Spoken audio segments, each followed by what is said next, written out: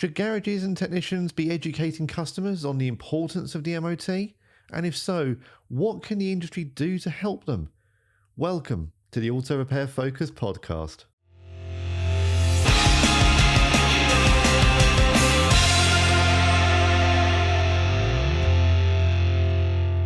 In this episode, we're continuing our discussion about the future of the MOT.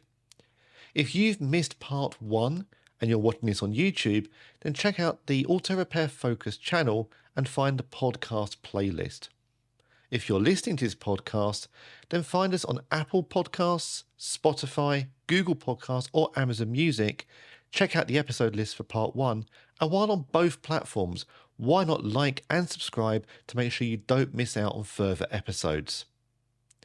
In this part, I'm talking to Mark Field, Chief Executive of the IAAF, and we're going to be talking about the MOT consultation and what it really means for the future of the MOT. Should new technologies be integrated? And how can technicians help consumers understand the importance of the MOT and what support should they be getting from the industry? Mark, thank you very much for joining me. No problem at all. Good to be here. So the first question really is, how relieved are you that the MOT is staying at 311? I think it's great news for the industry, great news for motorists. The MOT is something that affects every part of the automotive supply chain, and I think when I found the news, I was relieved, and I think we've had some really good wins on block exemption. Some of the IAAF lobbying work has been really positive. Nothing unites the industry more. Nothing unites us fellow trade associations more than when they talk about tinkering with the MOT. And I think that it kind of galvanises our industry and brings us a bit closer together. So I am relieved.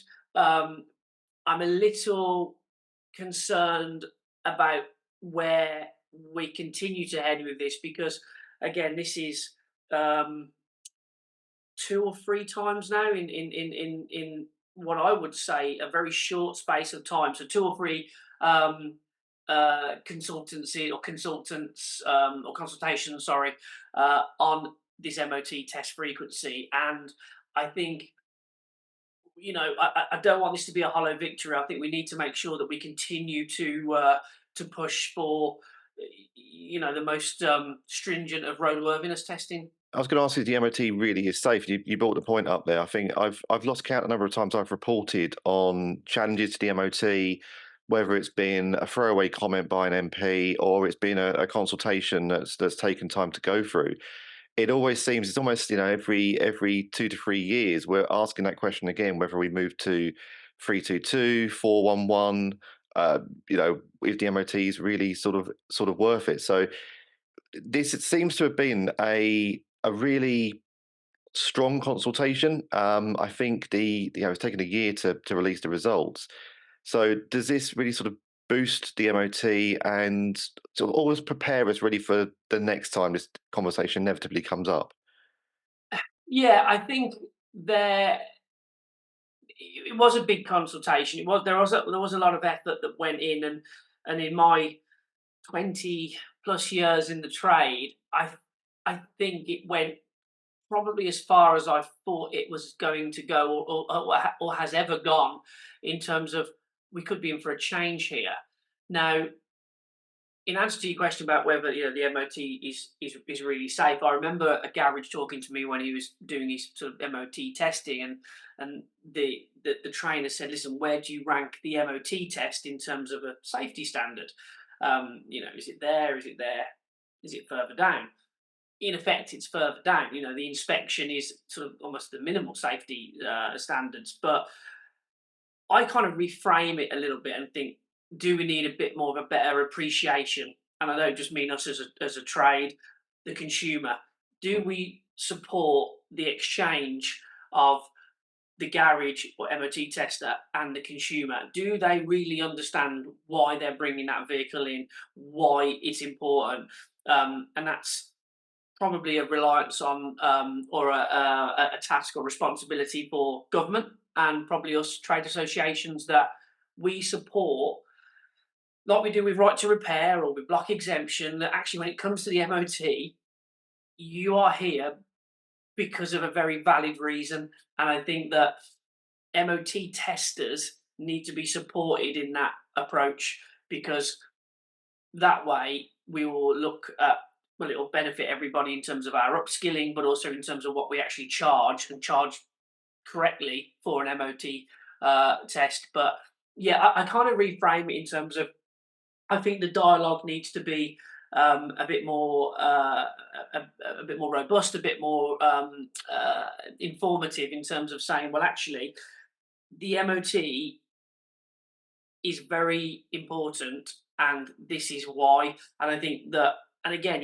we're talking big numbers here in terms of consumers, but you don't want, and what's been found out from this consultation is that consumers do see a value in having a very, a safe vehicle on the road, a roadworthy vehicle on the road. So I think it's important that we sort of build on that. I don't want us to wait around. Whilst the data hasn't necessarily changed in terms of when you looked at the last test or last consultation compared to this consultation, and certainly when you look at the futuristic or upcoming vehicle park in terms of EVs, the failure rate was obviously up there on tyres and suspension. I just think there is an opportunity for us to support MOT testers, support garages, and saying, right, okay, this is why it's important to have your MOT, rather than this is now a distraction from what I'm doing in my daily working week or daily life, and actually going, I've got to, it's really important. And for whatever reason, I think not we as in IAAF, but we as in maybe the government as well, we've probably downplayed its importance. Hence why we have these consultations every few years. And I think the motor industry has done very well at putting it up at the top of the agenda. So as I said, it really does bring everyone together in terms of, it's a bit like, tinker with the housing market at your peril, and to kind of tinker with the MOT at your peril, to be fair, because we can put forward some very, very compelling arguments because we live it every day. So yeah, that's my thought really, I think, on that one, in terms of we need to not wait for the next consultation. We need to be on the front foot with all of this. That's it. Yeah, there was, as you said, there was a lot of data in the paper, and it was good to see the amount of drivers who were prepared, to fight as well for the 311. But we always see these surveys come out as well. Whether they might be very low pull rates of, especially during the cost of living, about drivers skipping MOTs or missing MOTs. And I think I completely agree with you. I think more can be done to support the technicians who are doing this, and to support the drivers who don't realise just how important that MOT is. But also just to understand, because I still think there's a lot of drivers out there who feel like the MOT is the safety check, is the one that they need, is Mm, the one that they, it's that's all they need to do. Take it to the garage every year, get the certificate, take it home. And I'm seeing cars driving around with, lights missing and dodgy tires, and you just think, how did that pass an MOT? mm. And it could be the case that it's been 10 months and it's just not been checked. So I definitely agree. And I think we need, there needs to be more support between technician and driver. And I think technicians to get the support as well, because they're the ones who are ultimately saying this vehicle is safe now, Yeah, and what it is. I think we've some of the work at IAAF has been looking at where we add value into the garage market, which is a relatively new area for us. Obviously, all of our content, all of our information benefits the entire supply chain, but certainly a bit of engagement at garage level. When you look at what we're trying to do with garages and supporting them, it is that communication. It is actually saying to them that this is, and this is the same for new drivers. My son's a new driver. How aware is he of the importance of his MOT? How aware is he, as I can tell him because I'm in the trade and we can talk about it. But I think it's what we're doing to really bolster that communication, because, like you said, people look at it and think, well, there was a lot of work the IAAF did with Northern Ireland, which is different in terms of the um, MOT check, because what was happening is that they obviously have these government-run MOT test stations. The problem that we had was that motorists were using the MOT as a diagnostic check. So they were using it, the failure rate was really high.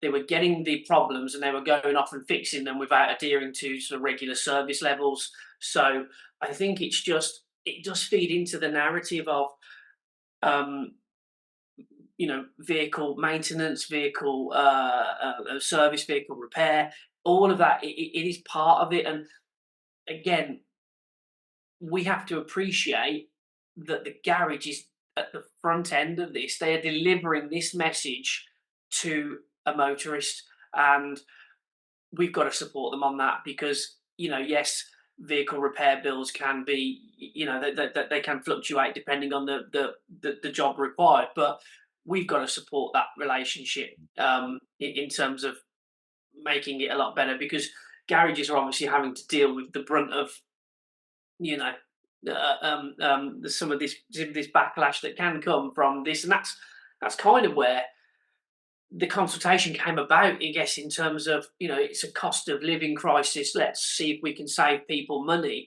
Now, obviously, that was kind of blown out of the water as an argument, because these worsening problems, they're not going to fix themselves. They're going to cost more in the longer run, and it's dangerous as well in that. So. I think it could be. I think the test could be stricter.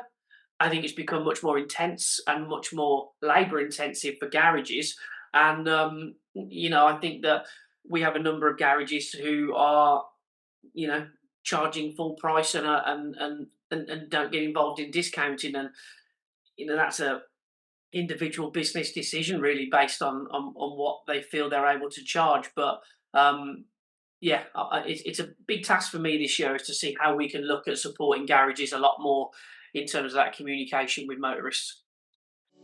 Before we continue, I just want to remind you that you can subscribe to the Auto Repair Focus podcast on Apple, Google, Spotify and Amazon Music to make sure that you never miss a future episode. You can find more details on autorepairfocus.com. Just click the podcast tab at the top of the page. Let's get back to the discussion. Because cars are becoming more technical, less mechanical, the older sort of cars, you kind of, if something broke, if something went wrong, you can almost feel it. But today there seems to be a reliance on the engine light coming on to sort of highlight a malfunction or a problem or a system. And I do wonder if drivers are actually connecting with their cars less today, because they just get in and drive rather than having to think about the the carburetors clogging up and the fuel lines and the fuel treatments and so on and so forth. So to understand an MOT failure is a bit more difficult today than it may have been 20, 30 years ago. We've kind of, you've got this kind of throwaway culture, I guess, and the car is the last sort of stand in terms of, actually, if it breaks, we repair it, which is really important for our industry. But I think it's that understanding. The wear and tear items are still pretty much the same in terms of their failure rates. But I think it just goes into this understanding of, yes, you're being governed by the vehicle now. It tells you when it needs a service. It tells you when this is doing this. So I think it's an interesting point that consumers naturally become detached from something, and there is a body of work that says that in the pandemic, when there was the extension, and what you're seeing now in terms of the trends is that obviously there is a peak now, which used to be March, April, May, is now September, October, November. That's kind of leveling out a bit. And is that more to do with people reverting back to their habits, their servicing intervals, or just because they've going back to when they used to have their MOT done at that various point, new cars, blah, blah, and moving into the 3-year-old area. But there is a bit of a leveling out. The peaks are never as high and the drops are never as low in these trends. But certainly work from myself and Peter from the SMMT. We were looking at the fact that there is a move back to away from that 6 months exemption that put them into the Q4 and moved it more into the summer. But yeah, it all comes back to communication, doesn't it, Phil? Really, in terms Mm. of how do we, I see it firsthand because I've got a new driver in the family, and if something goes wrong, he's going to call me. Mm. But I can't solve every problem, and it's certainly not mechanically. But it's kind of like, right, how do you keep them involved in something and as um, uh, attached to their vehicle, which, Mm. like I said, driving was a privilege, and having a motor vehicle is a privilege. My dad told me that, so I think it's something that, again, as part of this reframing, as part of this communication, there's a little bit more of an appreciation about the about mobility. So yeah, there's lots of work to do, and it does lend us into work that we're doing with Right to Repair, which is um, not necessarily going into the intricacies of the freedoms or the rights that we've got regarding sort of block exemption specifically, but just opening up our trade. I always talk about coming out of the shadows at our conference, and I don't think we can take a few knocks to the motor trade. We can be told that we're you know not the industry to go into and things like that. And I hold a completely different view. I'm a really big fan of this industry in terms of its entrepreneurship, in terms of what it can do for small businesses and the careers that it can offer. It's very varied. So part of that Right to Repair is to try and open up and say, almost similar to what they do with small business Saturday and things like that, that actually um, the independent aftermarket looks after 76% of the 34 million vehicles on UK roads. We must be doing something right. We are a good, strong industry, so that's where we need to position ourselves. So a lot of work ahead. I was going to say, because is this with the MOT consultation now behind us for now? Is that just one tick on the long list? Because we're facing, we talk about skill shortage, we talk about the cost of living crisis, and garages, having to pay more for energy, and wages, and so on and so forth. Connected cars, they're coming down the line, which can recommend a franchise dealer over an independent service. Access to data, that's always been a fight. There's so much on the plate at the moment. So is it a case now we can look at momentum going forward and say, yes, we're on the right track. There's a lot coming for us, but united we're stronger. Yeah, I think the work we've done with UK APCAR, and us as an expanding trade association in IAAF has meant that we've had some wins. With block exemption, we've had some really good, clearer definitions, which have really shored up our clarification of the legislation. MOT equally, that is a big win for the trade. I think it's always a challenge. I think when you look at digital and digital sort of acts that are coming in place, then it's amazing how certain things can automatically just have a toe in the automotive industry. And whilst digital affects everything, there is, we've always got to be mindful of things that can have a sort of like a spider's web out to the automotive sector, which probably were never the case before. So we've got, I think the key thing for us is where we engage with the government, because one of the things that we seek is legislation, legislative protection on these things, because I think it's really important that we have that. And one of the key things of that, particularly when we move into block exemption, is that we have evidence of non-compliance, evidence of where things aren't working, where they should be working. So we get garages feeding into us probably a daily basis at the moment. Digital service records is a classic one that we get where the vehicle manufacturer says an independent is not allowed to touch them. Not true. It's not covered in block exemption. It's actually type approval, but you can. An independent garage can. There's admin fees or various different things. But myself and Neil, particularly Neil, working really hard in terms of answering these. So, whilst it's your question was.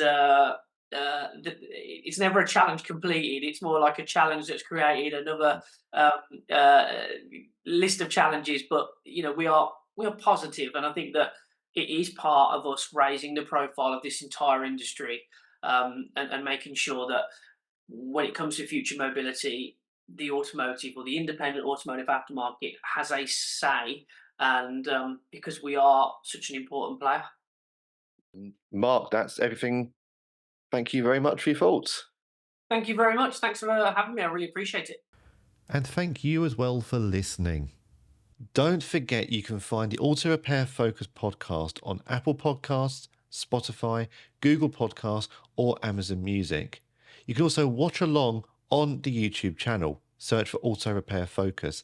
But please like and subscribe to those channels. It's absolutely free, and you'll make sure that you're always notified when a new episode drops, a new multimedia feature is launched, or more content becomes available. Why wouldn't you do it? See you next time.